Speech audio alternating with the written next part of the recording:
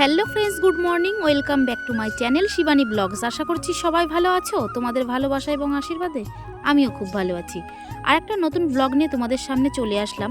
First থেকে last পর্যন্ত ভিডিওটা দেখতে থাকো, আশা করি সবার ভালো লাগবে। আজকের ভিডিওটা কিন্তু আমি রাস্তা থেকে শুরু করেছিলাম।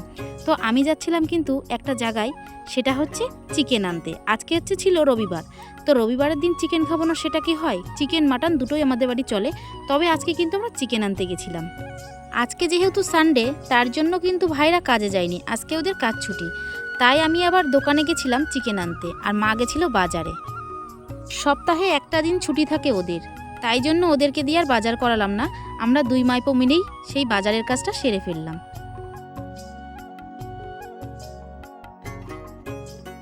যেহেতু মা একটু সকালে বাজারের দিকে গেছিল, তার জন্য সকাল সকাল বাড়ি চলেও এসেছিল। তারপর দেখো মাছ কাটতেও বসে গেছে। আমি এসে দেখি মাছ কাটছে। আর আমাদের বাড়িতে যখন মাছ আনে তখন কিন্তু 4-5 রকমেরই মাছ আনে। আজকে দেখো কত রকমের মাছ এনেছে। আজকে এনেছিল তেলাপিয়া মাছ, চিংড়ি মাছ, রুই মাছ, আর এদিকে ইলা মাছ বলে এগুলোকে। তো ইলা মাছটা এনেছিল। এই হচ্ছে 4 রকম মাছ এনেছে। শীতকালে সময়ের সাথে পেরে ওঠা যায় না। কাজ করতে করতে বেলা চলে গেলেও তবু কিন্তু কাজ ফুরায় না। তবে এদিকে মা মাছগুলো পরিষ্কার করে ধুয়ে নিচ্ছে, আর আমি কিন্তু এবার এই মাছ সব কিছু ফ্রিজে স্টোর করে রাখবো। আজকে কিন্তু আর মাছ রান্না করব না, যেহেতু আজকে চিকেন আছে। তবে এদিকে সবজি আর মুদিখানার বাজার যেগুলো এনেছে, একটাও কিন্তু তোলা হয়নি। তবে এখন সব কিছু আমি তুলে তুলে কৌটো ভরে রাখবো, আর যেগুলো ফ্রিজে স্টোর করার দরকার সেগুলো স্টোর করে রেখে দেবো। তো যাই হোক, এদিকে দেখছো তেলের প্যাকেট আজকে একটা তেলই এনেছে। যেহেতু ঘরে 1 বোতল তেল আছে, সেহেতু 1 প্যাকেটই তেল এনেছে। আর এদিকে দেখছো কাঁচা সবজি ব্যাগ থেকে এখন ঢালবো। তবে সবজিগুলো কিন্তু দারুণ টাটকা। গ্রামের দিকে থাকলে কিন্তু খেয়ে পড়ে সত্যিই শান্তি, টাটকা টাটকা সবজি পাওয়া যায়। শহরের দিকে আবার সেটা মেলে না। তবে পয়সা হলে সবই মেলে, কিন্তু টাটকা সবজিটা মেলে না। আমরা যেমন ক্ষেত থেকেও তুলে আনতে পারি, এমনকি বাজার থেকে গিয়েও টাটকা সবজি কিনে আনতে পারি। তবে আমাদের যে বাজারটা দেখছো, এটা কিন্তু পুরো সপ্তাহের বাজার, তবে আমাদের সপ্তাহ ওঠে না। আর এদিকে দেখছো এই বড় বড় বেগুনগুলো, এগুলো কিন্তু তেলাপিয়া মাছ দিয়ে ঝোল করা হবে। আজ বাজারে যাওয়ার সময় মাকে বলে দিয়েছিলাম ছোট দেখে একটা কচি কুমড়ো আনবে, যাতে ভাতে সেদ্ধ খাওয়া যায়। তেমনি মা ছোট্ট একটা কুমড়ো এনেছে। এটা কিন্তু ভাতে সেদ্ধ খেতে বেশ লাগে। আমার তো খুবই ভালো লাগে। তোমাদের কেমন লাগে?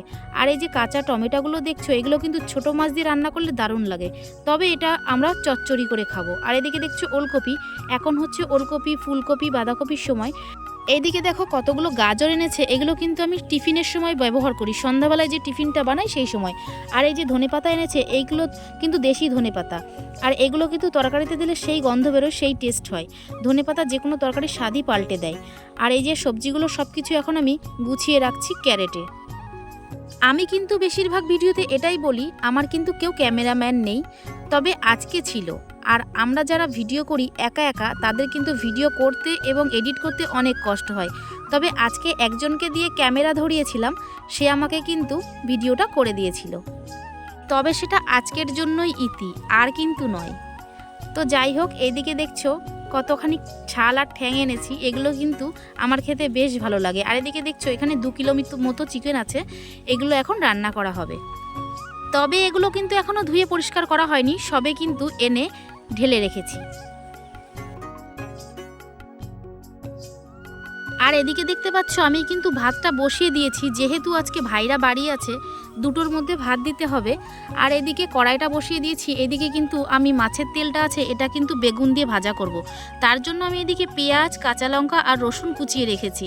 আর রসুন না দিলে মাছের তেল ভাজায় বেশ জমে না। আজকে কিন্তু একটা স্পেশাল জিনিস রান্না করছি, সেটা আমার কাছে মাছ মাংসর থেকেও বেশি। সেটা হচ্ছে এই যে সর্ষে পাতা। এই সর্ষে পাতাটা যদি কাঁচা লঙ্কা রসুন দিয়ে বাটা হয়, তাহলে গরম ভাতে দারুণ লাগে খেতে। আর যদি এতে 2 ফোঁটা সর্ষের তেল দেওয়া হয়, ওহো, তাহলে তো একদম জমে ক্ষীর। আমি কিন্তু মাছ মাংস রেখে এগুলো দিয়েই ভাত খাবো।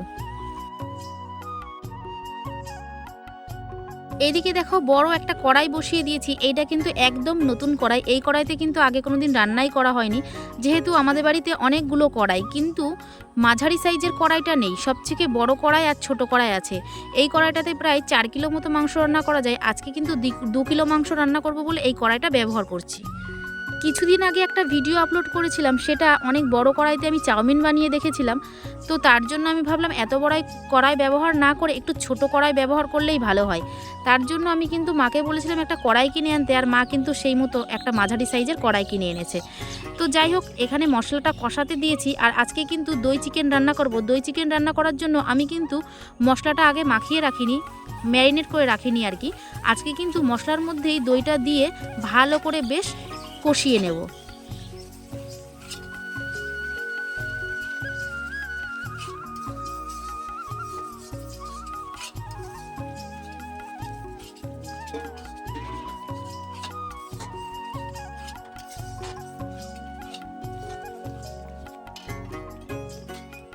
মশলা কষিয়ে আমি কিন্তু মাংসটা কড়াইতে ঢেলে দিয়েছিলাম। তারপর আমি ভালো করে কষিয়ে নিয়েছিলাম আধা ঘন্টার জন্য, সেটা আমি ভিডিও করিনি। তারপরেই দেখো কষানো হয়ে গেছে, আর কষা মাংস তুলে রেখেছি, এটা কিন্তু টেস্টের জন্য। আর হচ্ছে এদিকে গরম জল করতে বসিয়েছি, এই জলটা কিন্তু মাংসের মধ্যেই দিয়ে দেবো। রান্না বান্না করার পর আমি কিন্তু আর বাড়ি 1 মিনিটও দাঁড়াইনি, কারণ আমাদের এখানে কীর্তন হচ্ছিল, সেখানে কিন্তু আমি যাব বলে রেডি হয়ে বেরিয়ে পড়েছিলাম। আর চারিপাশে সর্ষে ক্ষেত। তারপরে ওখানে গিয়ে দেখি সবাইকে খেতে দিয়েই দিয়েছে দুপুরবেলাতে। তো আমি ভাবলাম যে একটু লেট করেই খাই, কারণ একজন বাবুসোনা আমার সাথে দেখা করতে আসবে বলছিল। তো ও আসার পরে আমরা কিন্তু খেতে বসেছিলাম। তো এই যে হচ্ছে সেই বাবুসোনা। খিচুড়ি দেওয়ার সাথে সাথে একজন এসে বলছে কি পায়েস দেবো। তা আমি বললাম যে তখন যে এইমাত্র খেতে দিয়ে গেছে আর তুমি পায়েস দিচ্ছ কেন, তাই জন্য ওই দাদাকে আমি বলছিলাম। ও আর এদিকে ভিডিও করছিল। আমি বললাম ওহো তুই এটাও ভিডিও করেছিস? তা বলছে হ্যাঁ মাসি আমি এটাও ভিডিও করেছি।